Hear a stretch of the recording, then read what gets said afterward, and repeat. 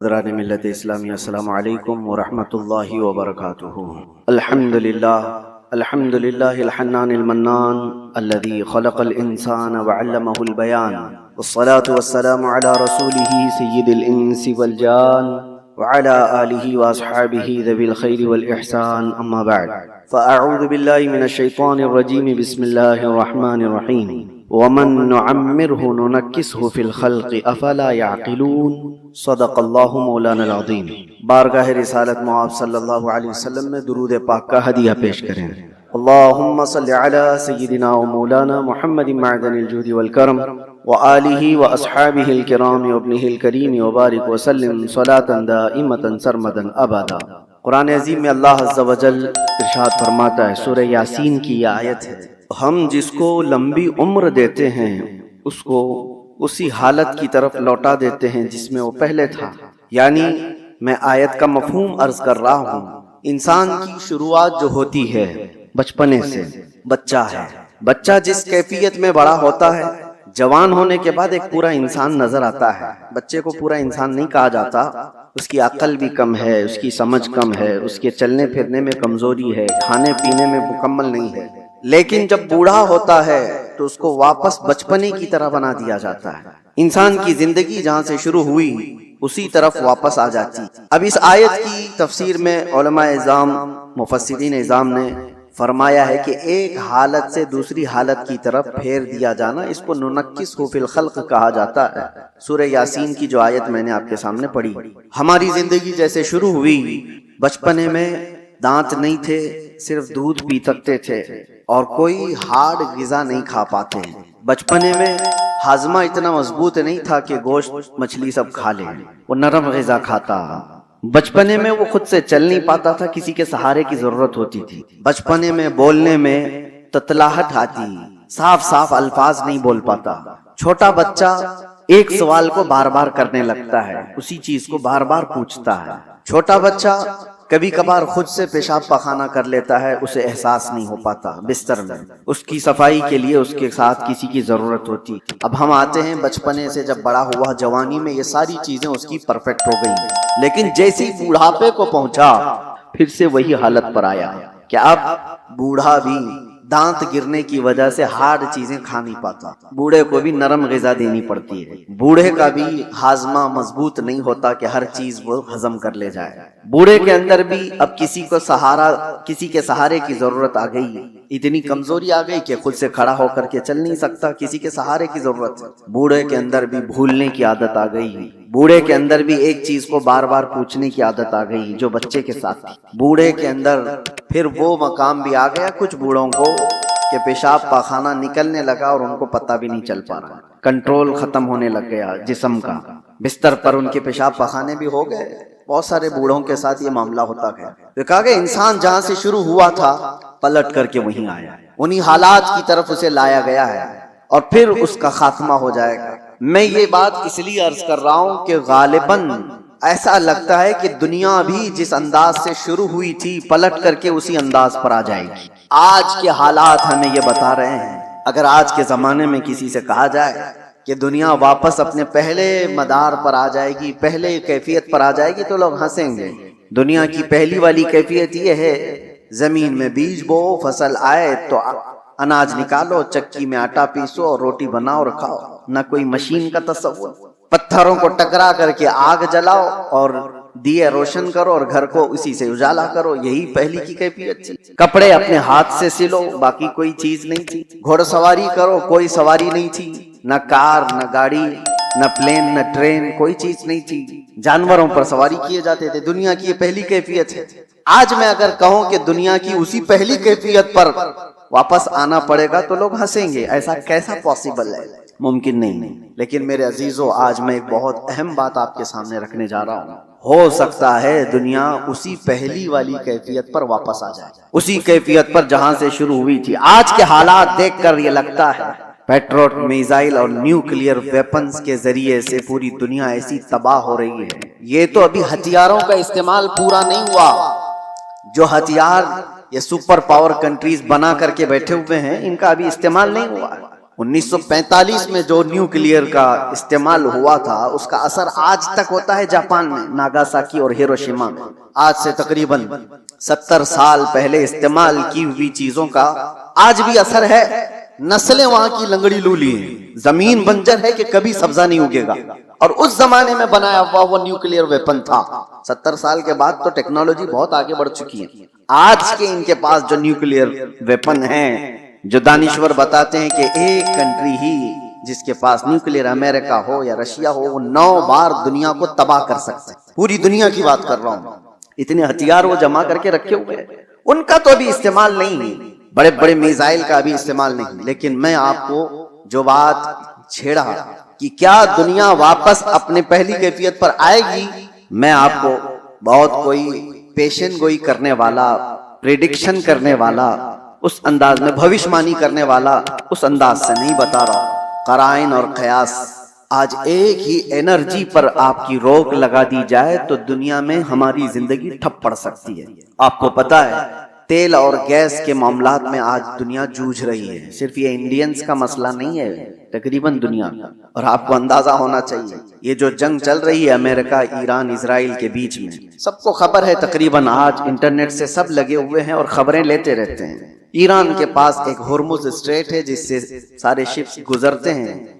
دنیا وہاں سے اپنے تیل اور گیس اور فرٹیلائزر کی کھپت کرتی ہے، لیتی ہے۔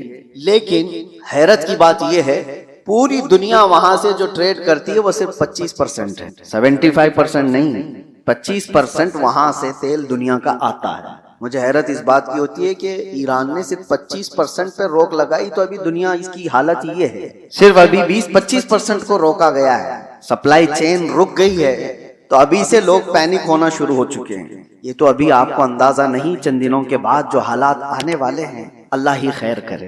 شاید ہم لوگ لاک ڈاؤن سے بھی بری حالت کی طرف جا سکتے ہیں، اللہ بچائے۔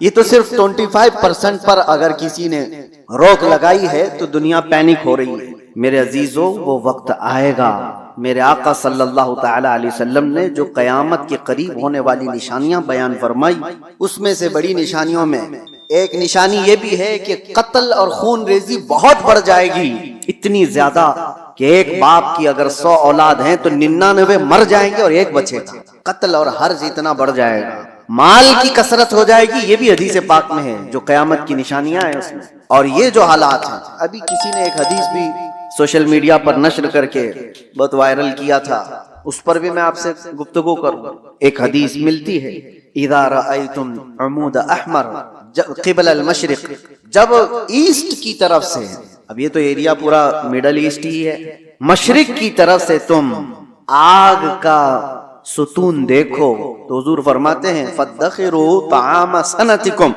تو اپنے 1 سال کا کھانا جمع کر لو۔ اور اس میں حدیث میں یہ بھی کہا گیا ہے اذا رأیتم عمود احمر عمود نار احمر، ایسا حدیث کے الفاظ ہیں، فی شہر رمضان، حدیث میں یہ ملتا ہے کہ رمضان کے مہینے میں جب مشرق کی طرف تم آگ اگلتی ہوئی دیکھو تو اپنے سال بھر کا کھانا پانی جمع کر لو۔ اب ایک طرح سے اس حدیث پر جو کلام ہے وہ بھی میں عرض کرتا ہوں، اکثر ائمہ اکرام نے اس حدیث کو ضعیف قرار دیا ہے، اور ضعیف احادیث بہت ساری اعمال میں مقبول ہوتی ہیں، لیکن جن ائمہ نے اس کو ذکر کیا، اب اس کی تشریح ہم یہ نہیں کہتے کہ جس آگ کا اور جس ستون کا ذکر آیا ہے وہ یہی جنگ کے متعلق ہے اور یہی ایران سے نکلنے والی آگ کا ہے، یہ ہم یقین کے ساتھ نہیں کہتے، لیکن الفاظ یہ ملتے ہیں کہ مشرق کی سمت سے اگر تم آگ کا مینار دیکھو، یہ میزائل جب اڑتے ہیں تو یہ آگ کا مینار ہی بن جاتے ہیں، آگ کا ستون بن جاتے ہیں۔ بہرحال بہت ساری علامات ایسی ہیں میرے عزیزوں جس سے یہ اندازہ تو ہے کہ یہ آپس میں دنیا کو تباہ کریں گے، یہ طاقتیں ٹکرائیں گی اور دنیا کو تباہ کریں گے۔ عام لوگوں کی موت کثرت سے ہوگی، بڑے لوگ اپنی اپنی سیکیورٹی اور اپنی حفاظت کا انتظام کر کے بیٹھے ہوں، عام انسانوں کو مرنے کے لیے چھوڑ دیا جائے گا۔ جنگوں میں سب کی تباہی ہے، کہنے کو تو امریکہ کل اعلان کر دے گا کہ ہم جیت گئے، جیت کس بات کی؟ کیا انسانوں کے ہزاروں قتل کے بعد کوئی جیتتا ہے؟ ادھر بھی قتل ادھر بھی قتل، اور انسانوں کی موت کے بعد ونر کس کو کہا جاتا ہے؟ یہ تو صرف اور صرف اپنے نفس کو بڑا بنانے کا ایک ذریعہ ہے، باقی جیت کسی کی نہیں ہوتی جنگوں میں۔ مرتے ادھر بھی ہیں، مرتے ادھر بھی ہیں، ہاں اتنا ہے کہ ادھر کم مرے ادھر زیادہ مرے۔ لیکن موت تو ہے. تو ناحق جو لوگوں کا قتل ہوتا ہے اور انسان اس میں مارے جاتے ہیں، یہ صرف اور صرف طاقتوں کے ٹکراؤ سے ہے. میں آپ سے ایک بات عرض کر رہا ہوں، اندازہ کرو کہ اگر دنیا نے تمہارے سپلائی چین کی نس کو تھوڑی دیر کے لیے روک لیا تو تم کیا کرو؟ ایک وقت وہ آئے گا جب مخبر صادق صلی اللہ تعالی علیہ وسلم نے فرمایا قحط اتنا زیادہ ہو جائے گا کہ لوگ ایک دوسرے کا گوشت کھانے کی کوشش کریں. قحط سالی ایسی آ جائے گی. ساری قحط سالی کس کو کہتے ہیں؟ قحط. ایک حدیث میں تو ملتا ہے کہ دجال کے آنے سے 3 سال پہلے پہلا سال ایسا ہوگا کہ زمین 1/3 حصہ سبزہ اگانا روک دے گی اور آسمان 1/3 حصہ بارش برسانا چھوڑ دے گا. اور دوسرا سال ایسا آئے گا کہ زمین آدھا حصہ سبزہ اگانا چھوڑ چکی ہوگی اور آدھا حصہ آسمان بارش برسانا روک دے گا. اور تیسرا سال ایسا آئے گا کہ زمین پورا حصہ سبزہ اگانا چھوڑ چکی ہوگی اور آسمان پورا ہی بند ہو چکا ہوگا، کوئی بوند قطرہ نہیں گرے گا بارش میں. اور اس وقت لوگ قحط میں ایسے مبتلا ہوں گے کہ ان کے پاس کھانے پینے کی کوئی چیز نہیں رہ جائے گی. یہ تو دجال کے ظہور سے پہلے کی علامت بتائی گئی ہے. لیکن کچھ روایات میں آپ کے سامنے یہ بھی رکھتا ہوں، جن چیزوں کے ہم ہیبیٹیٹ ہیں، عادی ہیں، ان چیزوں کے استعمال پر اگر روک لگی تو ہماری زندگی اتھل پتھل ہو جائے گی. آپ کو صرف ایسا لگتا ہے کہ گیس اور تیل کے رکنے سے کیا ہوگا، کسی انرجی انفراسٹرکچر پر حملہ ہونے سے کیا ہوگا. میرے عزیزو، آج جس سچویشن میں ہم ہیں ہماری زندگیاں پوری الٹ پلٹ ہو جائیں گی. ہم وہ لوگ نہیں ہیں جو چکی پیس کر کھانے والے تھے، آج مشینوں کے دور میں جینے والے لوگ ہیں. تمہارے پاس ایک چمچ مسالہ بھی بغیر مشین کے پیسا ہوا نہیں ہوتا. ہر چیز کے لیے تمہیں انرجی کی ضرورت ہے، ہر چیز کے لیے تمہیں کرنٹ اور تیل اور گیس کی ضرورت ہے. ایسی عادت ہمیں آج لگی ہوئی ہے. ہمارا کوئی کھانا بغیر مشینوں سے گزرا ہوا نہیں آتا، کوئی کھانا. ہاں، صرف اور صرف قدرتی پھل فروٹ کھا لیے تو الگ بات ہے. باقی سارے جو کھانے کے جو ہمارے عادات ہیں یہ بغیر انرجی پروسیس سے نہیں آتے ہمارے پاس. کل کو جب یہ سواریاں رک جائیں گی، جب یہ نقل و حمل ایک جگہ سے دوسری جگہ جانے کے ٹرانسپورٹ اور کمیونیکیشن سب رک جائے گا تو لوگوں کے اندر کا ایک پاگل پن باہر آئے. یہ ابتدا ہے. دوسری ایک چیز، آج سے تقریباً 9 سال قبل میں نے ایک بیان میں عرض کیا تھا، کرپٹو کرنسی کا جو یہاں پر دنیا میں رواج لانے کی کوشش کی جا رہی ہے، اس سے کیا ہونے والا ہے. ایک بات میں آپ کو بتاؤں، ان قریب ایسے حالات آئیں گے کہ آپ کا مال و دولت سب ختم کر دیا جائے گا. آپ کے جیب میں جو یہ سکے اور پیسے ہیں ایک دن یہ سب نکل جائیں گے. ویسے بھی ابھی آدھے سے کم رہ گئے آپ کے پاس. آپ کی جو دولت ہے وہ سب آپ کے بینکوں میں ہے اور آپ موبائل لے کر کے گھومتے ہیں یا ATM کارڈ لے کے گھومتے ہیں. آپ کو بینک نے صرف اتنا بتایا اتنے ڈیجٹ ہیں آپ کے پاس پیسے. آپ کو بھی یقین ہے 10 لاکھ روپے آپ نے بینک میں جمع کیا اور 10 لاکھ کا ڈیجٹ آپ کو بینک نے دے دیا آپ کے موبائل کے میسج پر، اور آپ کو یقین ہے میرے پاس 10 لاکھ ہیں. پکڑنے میں کچھ بھی نہیں آپ کے پاس، اور نہ ہی روز جا کر کے آپ بینک کا مشاہدہ کر رہے ہیں کہ میری جو نوٹ دیا تھا وہ ہے کہ نہیں ہے کہ نہیں. آپ کو اس سے کوئی مطلب نہیں. بینکوں نے آپ کو ایک ضمانت دے دی کہ آپ کے اتنے پیسے ہمارے پاس ہیں. ضمانت کیا ہے؟ صرف میسج ہے، وہ ڈیجٹ ہے، وہ نمبرز ہیں. انہی نمبرز پر دنیا جی رہی ہوگی. ابھی یہ رواج اور بڑھتا جائے گا. آپ جو کیری کرتے تھے سکے اور نوٹ وہ بھی ختم کر دیے جائیں گے.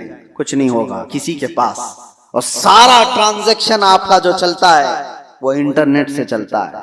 جس دن انٹرنیٹ کو شٹ ڈاؤن کر دیا جائے گا سارے کے سارے فقیر ہوں گے، کسی کے پاس کچھ نہیں ہوگا. ان کے ہاتھوں میں نہ کوئی رقم ہوگی نہ کوئی پیسہ ہوگا، کیونکہ سب کچھ ان کو بتایا گیا تھا کہ بینک میں اتنے ڈیجٹ ہیں ہمارے پاس. اس کی کیا شیورٹی ہے کہ کبھی انٹرنیٹ بند نہیں ہوگا؟ اس کی کیا گارنٹی ہے میرے عزیزو؟ اسی لیے پہلے کے دور میں لوگ درہم اور دینار رکھتے تھے. درہم اور دینار کیا ہوتے ہیں؟ درہم چاندی کا سکہ ہوتا تھا اور دینار سونے کا سکہ ہوتا تھا. حکومتیں چاہے جتنی بھی بدل جائیں، دینار کو آپ میلٹ کرتے تو سونے کی ویلیو ہمیشہ رہتی، چاندی کی ویلیو ہمیشہ رہتی. لیکن یہودیوں نے درہم اور دینار کو ہٹا کر کے کرنسی نوٹ لائے. کاغذ کے ٹکڑے جو آج ہماری جیب میں ہیں، 100 کا ہے، 200 کا ہے، 500 کا ہے، 2000 کا، جو بھی نوٹ ہیں، ڈالر ہو کہ یورو ہو کہ پاؤنڈ ہو کہ روپیہ ہو، سب کاغذ پہ ہیں. اور اس کاغذ کی ویلیو صرف اس لیے ہے کہ گورنمنٹ نے کہا ہے اس کی اتنی قیمت ہے. اور جس رات کو اعلان کر دے کہ کل سے یہ نوٹ نہیں چلنے والی، وہ سارے کچرے کے بھاؤ میں بھی نہیں جاتے. وہ کاغذ کے ٹکڑے ہیں، ردی پیپر ہو جائیں گے جس دن اعلان ہو جائے. اور ہو چکا ہمارے یہاں تو ایک بار رات میں اعلان ہو گیا کہ 500 کے نوٹ 1000 کی نوٹ بند ہو گئی، ختم ہو گیا. وہ پیپر کہاں ہے آج؟ یا اس وقت کے 2016 سے پہلے کے وہ 500 1000 کی نوٹ لے آؤ، آپ کو پکڑ کے لے جائیں گے. اس کی کوئی ویلیو نہیں ہے، اس کی کوئی حیثیت نہیں. تو وہ کاغذ کے ٹکڑے. تو پہلے دنیا درہم اور دینار سے کاغذ کے ٹکڑے پہ آئی، کاغذ کے ٹکڑوں سے پھر ATM کارڈ پہ آئی، پھر کارڈ بھی کیری کرنے کی ضرورت نہیں، اب صرف موبائل میں آئی.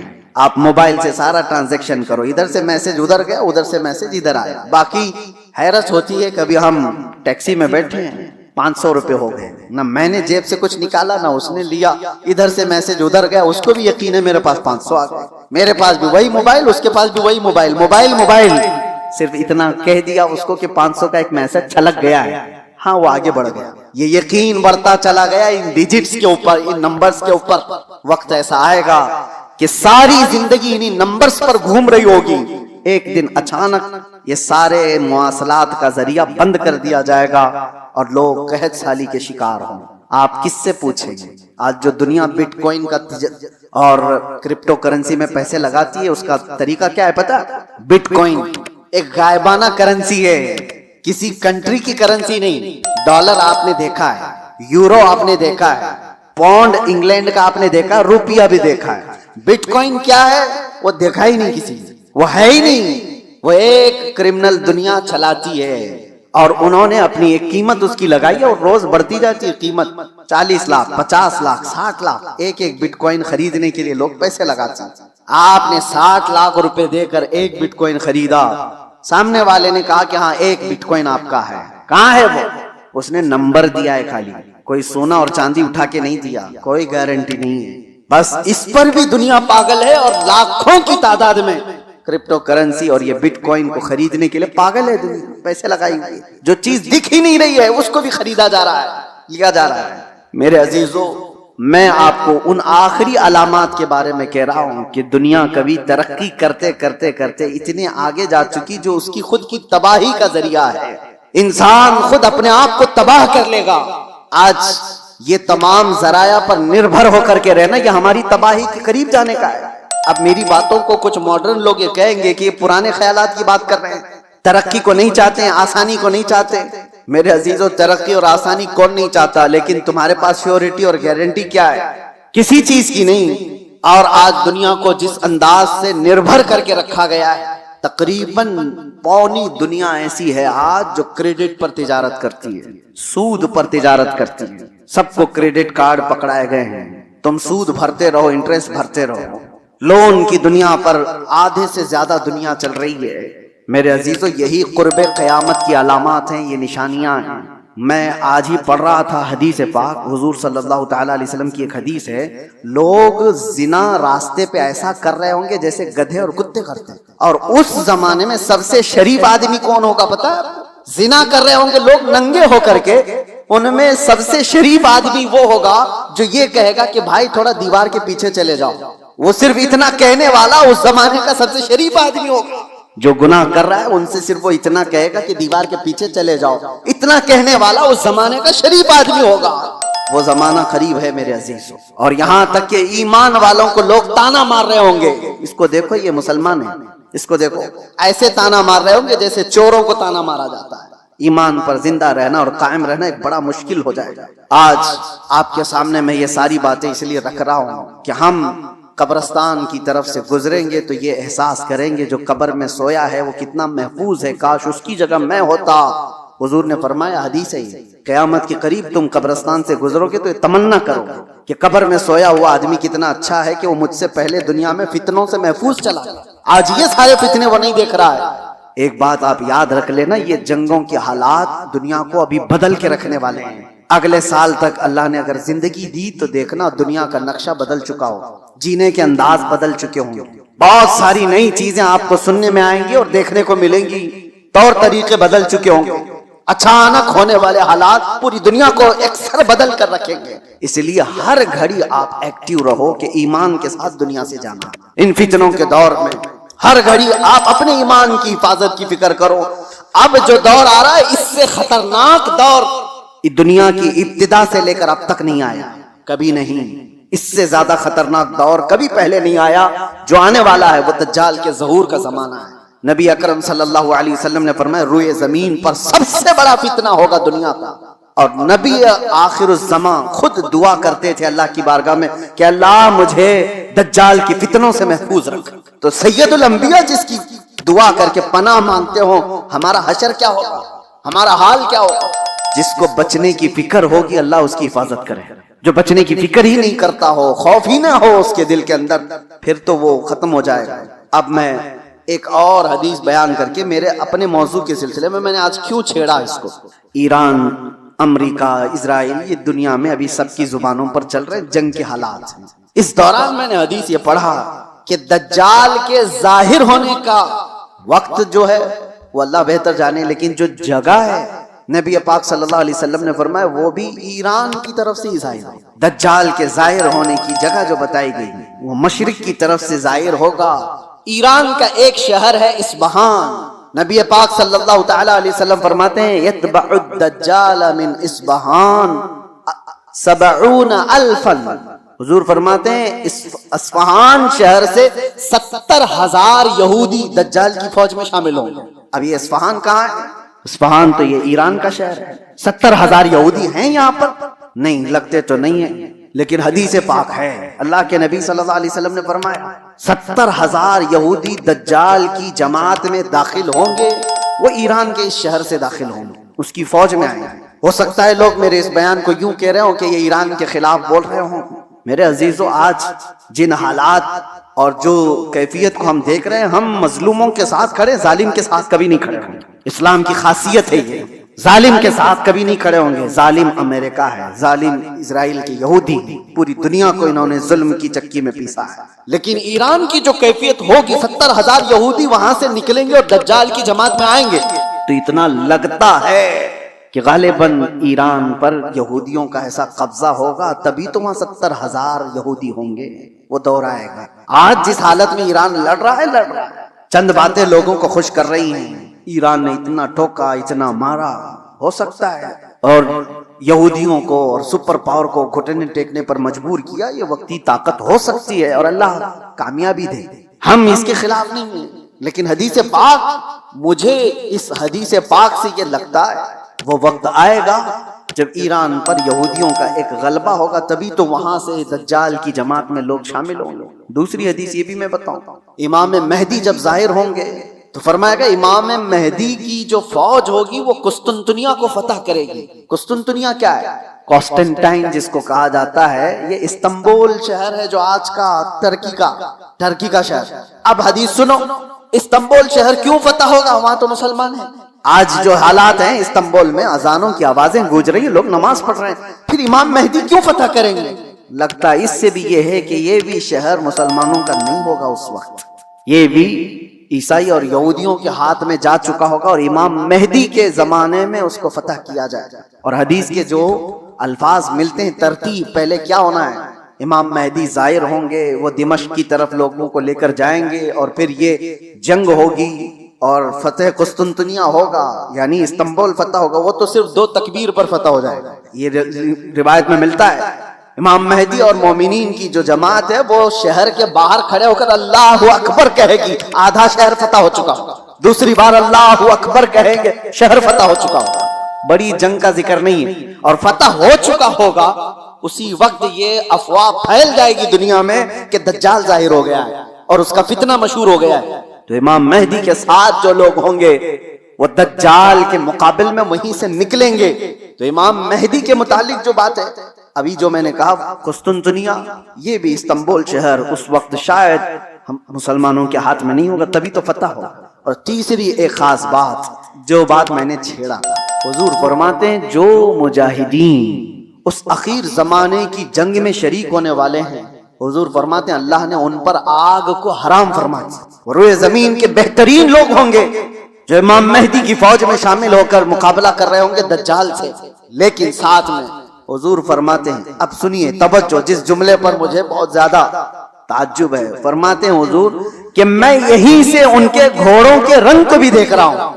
نبی پاک صلی اللہ تعالی علیہ وسلم مخبر صادق ہیں، وہ غیب کی خبر جانتے ہیں، بعد کے حالات دیکھ رہے ہیں. اللہ نے ان کو علم عطا کیا. یہ سب اپنی جگہ پر، یہ ہمارا عقیدہ ہے. لیکن اس جملے پر توجہ کرے، کیا اس زمانے کی فوج گھوڑے پر بیٹھی ہوگی؟ حضور فرمانے میں ان کے گھوڑوں کا رنگ دیکھ رہا ہوں۔ تو اسی حدیث سے مجھے یہ کہنا پڑا شاید دنیا جہاں سے شروع ہوئی تھی وہیں سے واپس آ جائے۔ دور ایسا آ جائے گا کہ جہاں سے دنیا شروع ہوئی تھی وہ گھوڑ سواری تھی، سواریاں تھیں، لڑائی کے دور بھی تلواروں کے تھے، نیزے اور بھالے کے تھے، میزائل اور یہ سارے جیٹ طیارے نہیں تھے۔ اسی لیے ایک مشہور سائنسدان آئنسٹائن کی بات میں کوئی اپنے حوالے کے لیے یا میری تائید کے لیے نقل نہیں کر رہا ہوں، لیکن مشہور ہے زمانے میں، اس نے کہا تھا تھرڈ ورلڈ وار کیسے ہوگی یہ مجھے پتا نہیں، لیکن فورتھ ورلڈ وار ہوگی تو لکڑیوں سے لڑی جائے گی۔ تو اس سے پوچھا گیا ایسا کیوں؟ کہا تھرڈ ورلڈ وار میں دنیا اتنی تباہ کر دیں گے یہ لوگ نیوکلیئر پاور سے کہ کچھ بچا ہی نہیں ہوگا، اور بعد میں جو لوگ بچے ہوں گے وہ لکڑیوں سے لڑیں گے۔ یا اس کے اپنے پریڈکشن ہو سکتے ہیں، میں اپنی تائید میں نہیں کہہ رہا ہوں، لیکن حدیث پاک حضور پاک صلی اللہ تعالی علیہ وسلم فرماتے ہیں۔ اور یہ ایک حدیث یہ بھی ہے کہ دجال جس گدھے پر سوار ہوگا وہ بھی حدیث میں اس کا ذکر ہے کہ وہ 1 میل تک ایک قدم رکھے گا، اور اس کی بھی سواری کا ذکر ہے۔ اب وہ کون سی سواری ہے اس کا ذکر آیا ہے حدیثوں میں۔ تو ہم حدیث کے ظاہری معنی کو بھی دیکھتے ہیں، اور ہو سکتا ہے اس کا باطنی کوئی اور معنی ہو، لیکن جب تک حدیث ظاہر میں سمجھ میں آتی ہے اسی پر ہم عمل کرتے ہیں۔ آخر زمانہ شاید ویسا آنے والا ہو، اسی لیے میرے عزیزو بہت ترقی پر جو آج عروج پر لوگ ناز کرتے ہیں، شاید دنیا ان کو پٹخ دے گی، دنیا ان کو واپس ان کے نشے کے غرور کو مٹی میں ملا کر رکھ دے گی۔ آج جن کے پاس پیٹروٹ میزائل ہیں، جن کے پاس چاند میں جانے کی صلاحیت، جن کے پاس مرین پنڈبیاں ایسی کہ سمندروں کو چیر کر کے نکلنے والی سارے ہتھیار سب کچھ تھا ان کے پاس، لیکن جس دن یہ ساری ٹیکنالوجی مار دی جائے گی، ختم کر دی جائے گی، یہ کسی اور کے ذریعے سے نہیں، تم آپس میں مار لو گے ایک دوسرے کو، تم نے بھی ہتھیار بنائے ہم نے بھی ہتھیار بنائے، دونوں مار لیں گے ایک دوسرے کو ختم کر دیں گے۔ پھر جینے کا سلیقہ وہی ہوگا جو انسانوں کے ابتدائی زمانے میں تھا۔ انسان دنیا میں جس طرح سے بغیر لباس کے سادہ سا آیا تھا اسی انداز سے پھر جینے کا طریقہ سیکھ لے گا اور دنیا وہیں پر آ جائے گی۔ اور ایک حدیث حضور پاک صلی اللہ تعالی علیہ وسلم نے آخری وقت کے متعلق جو فرمایا کہ قیامت جب آئے گی تو کیا حالت ہوگی اس وقت، اور حضور نے فرمایا صرف شریر لوگوں پر، کفار و مشرکین پر قیامت آئے گی، ایمان والے ختم ہو چکے ہوں گے، حتیٰ کہ کعبہ شریف بھی جلا دیا جا چکا ہو۔ حدیث پاک میں ملتا ہے کعبہ کو ختم کرنے والا ایک حبشی شخص آیا ہے، قرآن اٹھا لیا جائے گا روئے زمین سے، ایمان والے پوری دنیا پر نہیں ہوں گے جب قیامت آئے گی۔ اور قیامت آنے کے وقت، عین وقت جو سور پھونکا جائے گا، اس وقت لوگ کیا کر رہے ہوں گے؟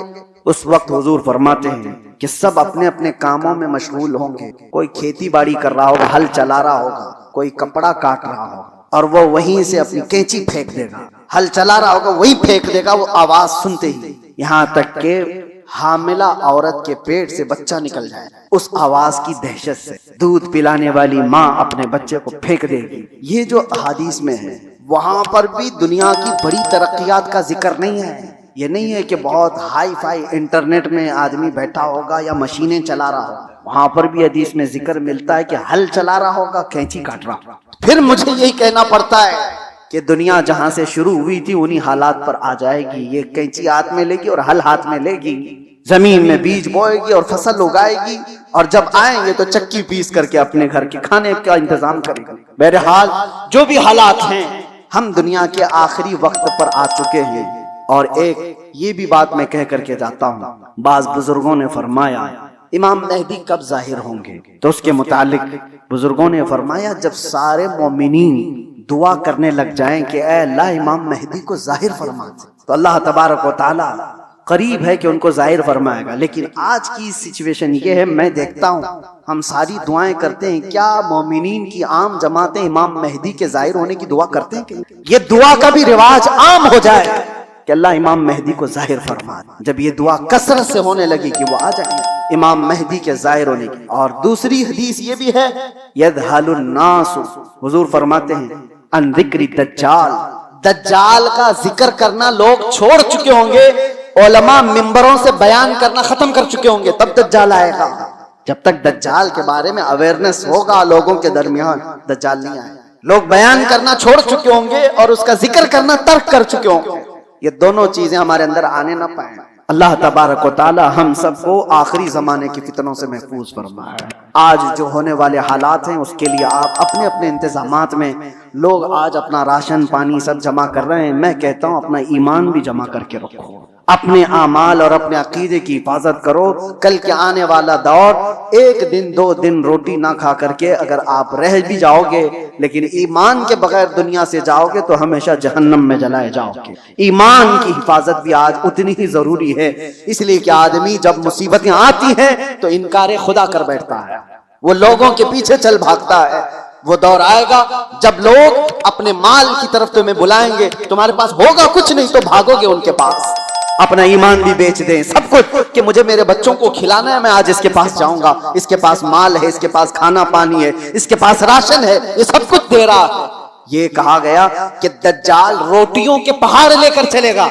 جب دنیا میں قحط ہوگا، لوگ کھانے کے محتاج ہوں گے اور دجال کے پاس غذا کے پہاڑ ہوں گے، چل رہے ہوں گے ساتھ میں، دنیا بھوکی اس کے پیچھے لپک جائے گی کہ روٹیوں کا پہاڑ اس کے ساتھ، تو کھانے کا ذخیرہ جس کے پاس ہوگا دنیا پاگل کی طرح اس کی طرف لپک جائے گی۔ تو آنے والا دور اگر قحط کا ہے تو آپ یہ بھی ایمان رکھو کہ جہاں کھانا بٹ رہا ہے وہاں ایمان والا نہیں جاتا، جہاں میرے مصطفیٰ کی محبت بٹ رہی ہے بھوک کو ترک کرے گا، میرے آقا کے قدموں کو اختیار کرے گا۔ اللہ تعالی ہمیں حضور کے قدموں میں زندگی عطا فرمائے، ایمان کے ساتھ زندہ رکھے اور ایمان کے ساتھ اس دنیا سے اٹھائے۔ وآخر دعوانا الحمدللہ رب العالمین۔ السلام علیکم۔